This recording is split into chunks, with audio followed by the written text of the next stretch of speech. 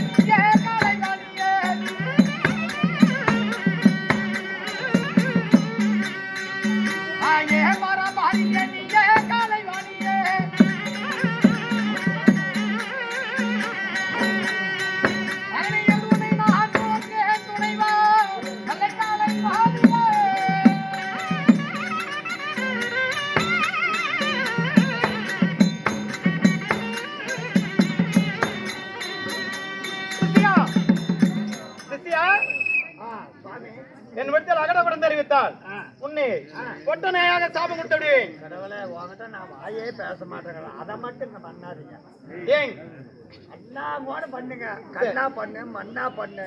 கல்லா பண்ணனா எடுத்து வறுக்குன்னு பொட்டத்தான் தொடர்த்தாங்க. ஆனா பொட்ட நாயா மட்டும். சரி சித்தியா, ஆனால் நான் யார் தெரியுமா? நீங்க யாருன்னு சொன்னாலும் தெரியும்.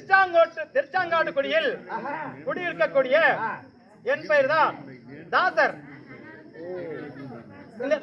ஆமா, அங்க இருக்கிற.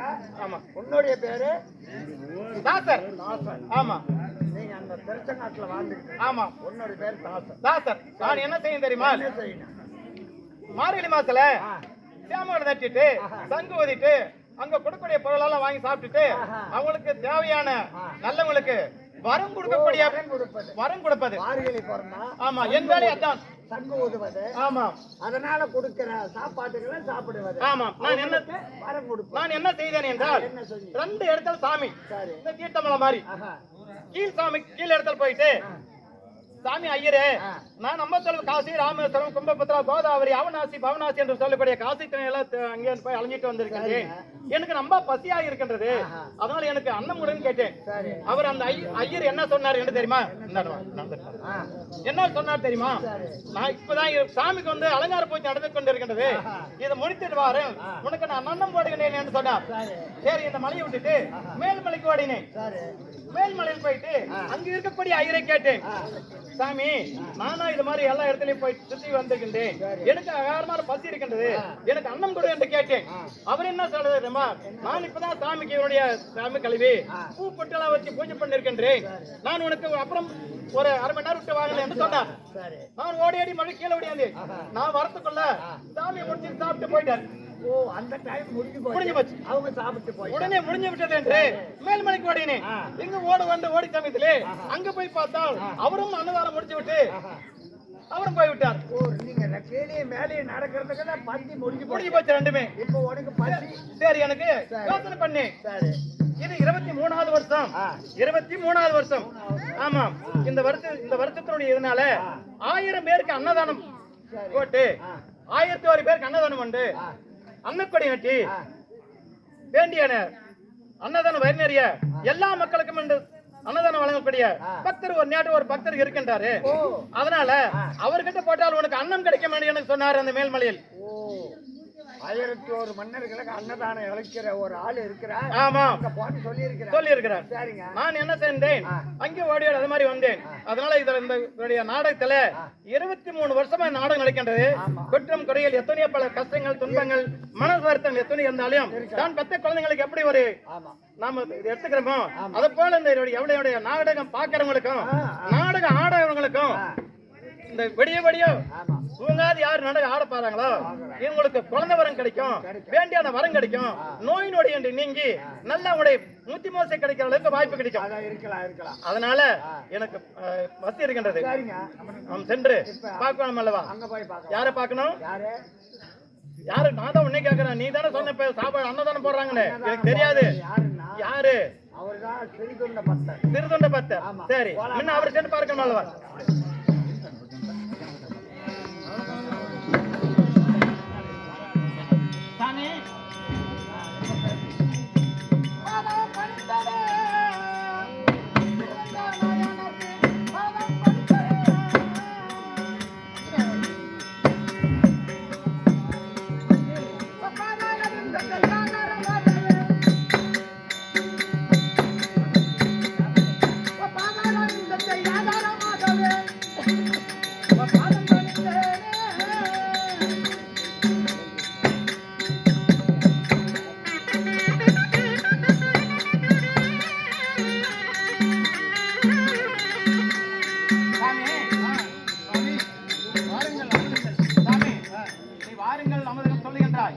நான் அப்படி சாப்பிடவில்லை. எங்களுடைய வம்சமோ தேவர்கள் வம்சம், தாசர் கொடி. இந்த தாசர் கொடியில நீ யாரு? நீ யாரு? எந்த நாட்டை சேர்ந்தவரு? எந்த ஊரு? உன் கொலை என்ன? உன் கோத்திரம் என்ன? எனக்கு தெரிய வேண்டும். ஏன் நான் என்றால் பாத்திரம் அறிஞ்சு பிச்சை எடுக்க வேண்டும், கோத்திரம் அறிஞ்சு பொண்ணு கிட்ட சொல்லுவாங்க இல்லையா? அதனால மக்கள் தெரியும், எனக்கு தெரியாது இல்லையா? அதனால நீ எந்த ஊரு எந்த நாடு சொல்ல வேண்டும். ஐயா, என்னுடைய நாடும் திருவேலாங்காடு. திருவேலாங்காடு. என்னோட கோத்திரமும் சிவகோத்திரம். சிவகோத்திரை பிறந்த என்னுடைய பேரும் திருதுண்ட பத்தன் ஆகுவேன். திருதுண்ட பத்தன் ஆகியும் 1000 பேருக்கு கண்ணப்படி கட்டி இன்று அமுதளிக்க வந்திருக்கிறேன். நீங்க வந்திருக்கிறாய். ஆமா, அமுதளித்தால் எனக்கு போதும். என்னுடைய பக்தர்கள் கூட வந்திருக்கின்றார்கள். அவர்கள் சேர்த்து அழைத்து கொண்டு வருகின்றேன். அப்படி ஆகட்டும்.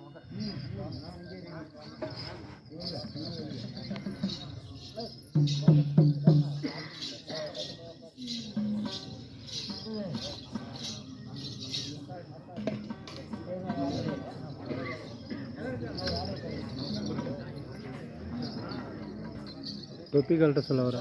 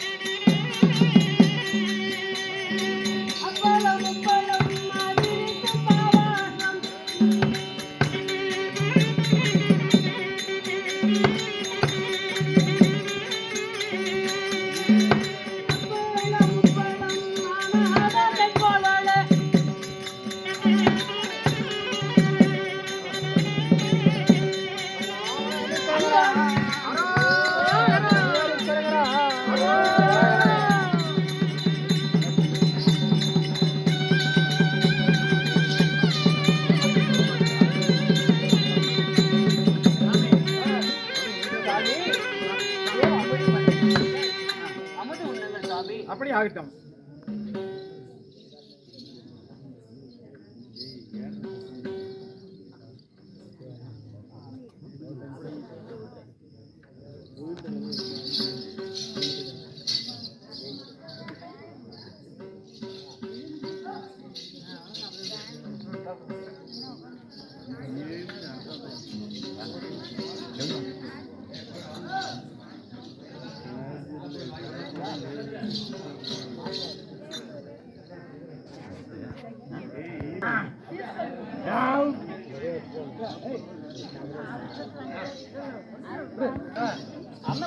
நாள் ஆகின்றது. என்னுடைய பசியை நீங்கள் தீர்த்து விட்டீர்கள். அதனால உங்களுக்கு என்ன குறை, எதற்காக இந்த அண்ணன் எனக்கு சொல்ல வேண்டும் சாமி. எங்களுக்கோ எனக்கு 60 வயது ஆகிவிட்டது. சரி. நங்கையாளுக்கோ 40 வயது ஆகிவிட்டது. சரி. குழந்தை பாக்கியம் இல்லை. அதனால அன்னமடம் கட்டி அன்னம் அளிக்கின்றையா? சரி. அதனால உங்களுக்கு என்ன வேணும்? பாலன் வர வேண்டும். பாலன் வர வேண்டும். நானும் தெய்வருடைய அம்சத்தினால என்னுடைய குலதேவரை வேண்டி லிங்கேஸ்வரனை வேண்டி உனக்கு குழந்தை வரம் தருகின்றோம். அப்படி ஆகட்டும். ஜெய கிருஷ்ணா முகுந்தா முராரே.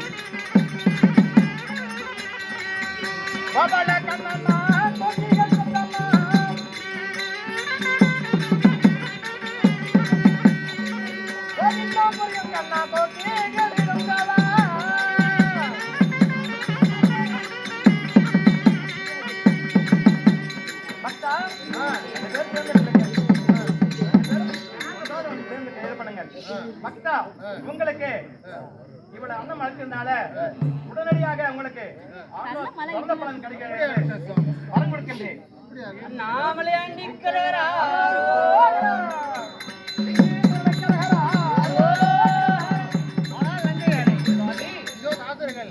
வரம் கொடுத்திருக்கிறார்கள். வீட்டுக்கு சென்று வருகிறேன்.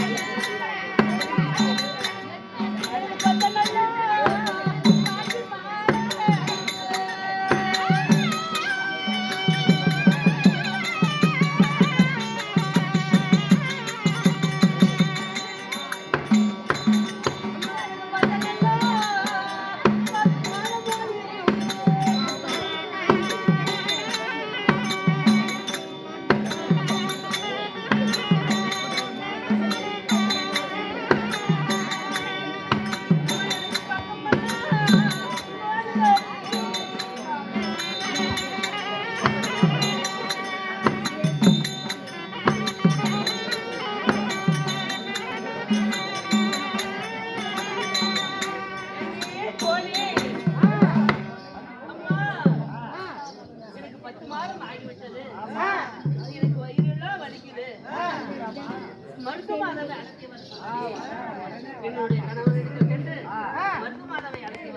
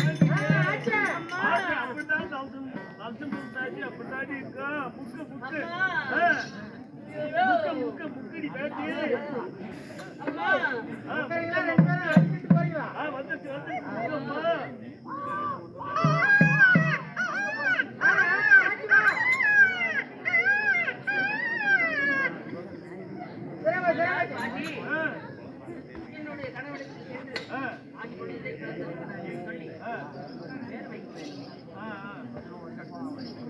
பாட்டி என்ன குழந்தை பிறந்திருக்கு பாட்டி?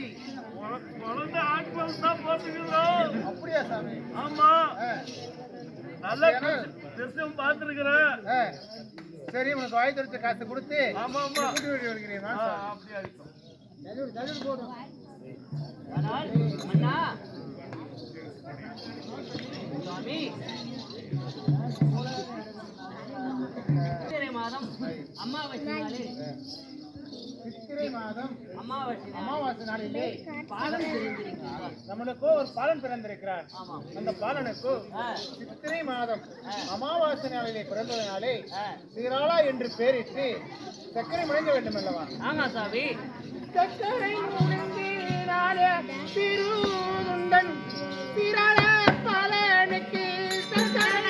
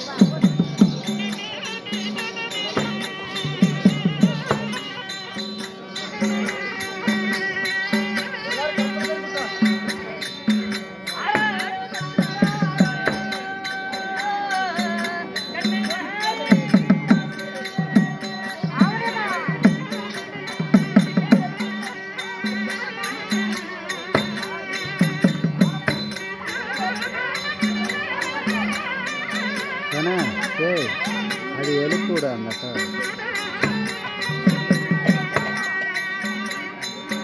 போ போ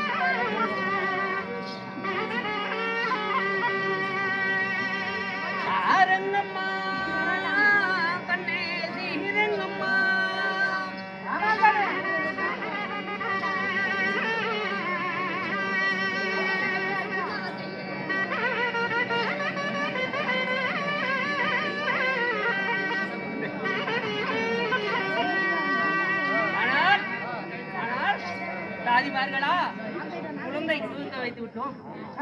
இப்பொழுது போக வேண்டும்.